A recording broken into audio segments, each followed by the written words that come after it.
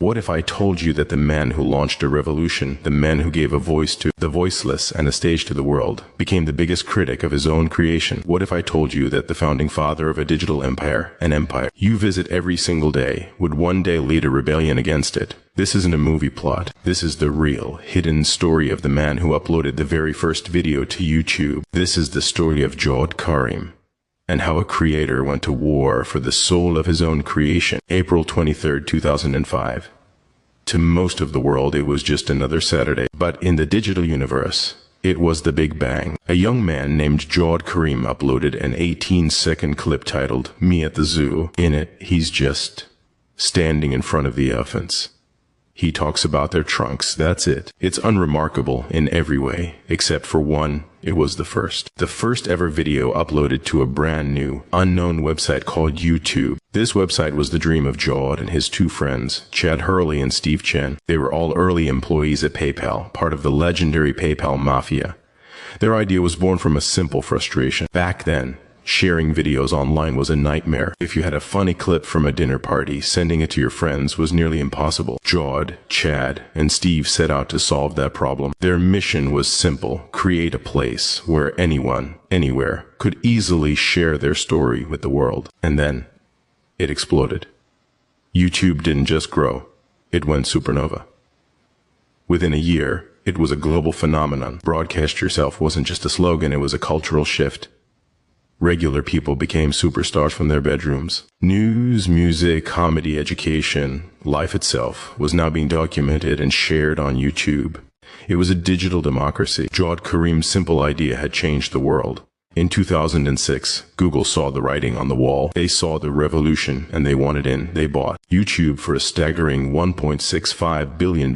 Chad Hurley and Steve Chen became Google executives, multimillionaires who stayed with the ship. But Javed Karim chose a different path. While he received a massive payout, he deliberately stepped away from a full-time role to pursue his master's degree at Stanford. He remained an advisor, but he was now an outsider, a ghost in the machine he built, watching his creation grow into a titan from a distance.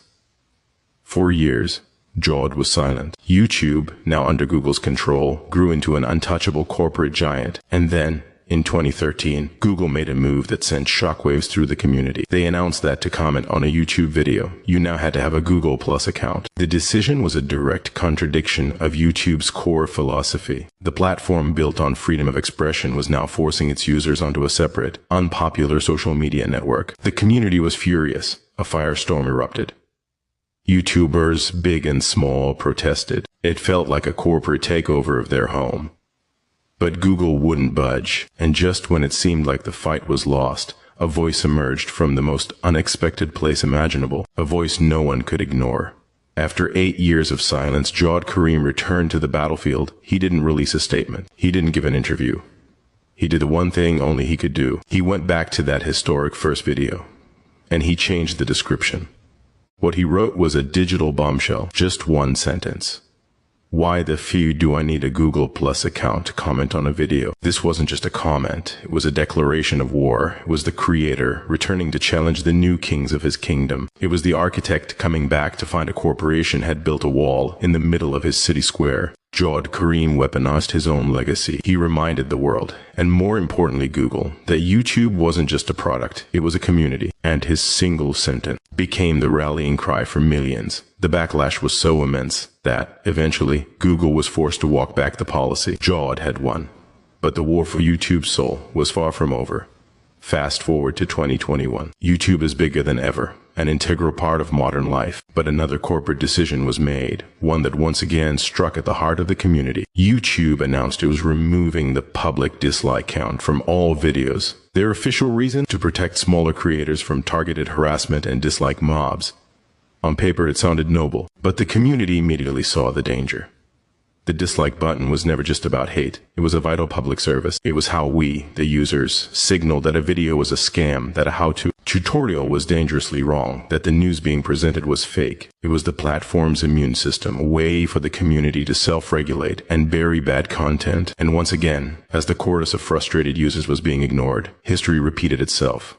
The silent guardian returned. Javed went back to his digital monument, the first video, and transformed its description into a powerful, reasoned essay. He wrote, "Whenever YouTuber agrees that removing dislikes is a stupid idea, it probably is. Try again, YouTube." But he didn't stop there. He laid out the entire philosophy that made YouTube great in the first place. He explained, the ability to easily and quickly identify bad content is an essential feature of a user-generated content platform. Why? Because not all user-generated content is good. In fact, most of it is not good. And that's okay. He argued that the magic of YouTube was that in an ocean of mediocrity, the great content was able to rise to the top, and that process was driven by the community through likes and dislikes. He warned that by removing dislikes, YouTube was promoting a world where everything would become bland, average, and mediocre. His final line was a chilling premonition, because nothing can be great if nothing is bad.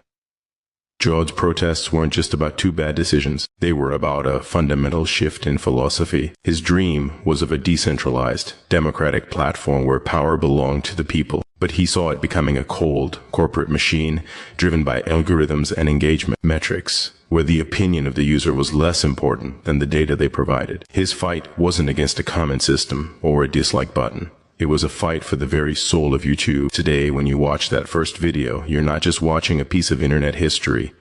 You're looking at a warning, a message in a bottle from the founder himself, who became the conscience of his own creation. Karim's story teaches us that sometimes the most profound acts of rebellion come from the quietest corners, from a simple question, from a single line of text in a description box, a constant reminder of where the power was supposed to be. So the next time you're scrolling through your feed, ask yourself, is this the platform that Javed and his friends dreamed of, or has the creation outgrown and forgotten its creator?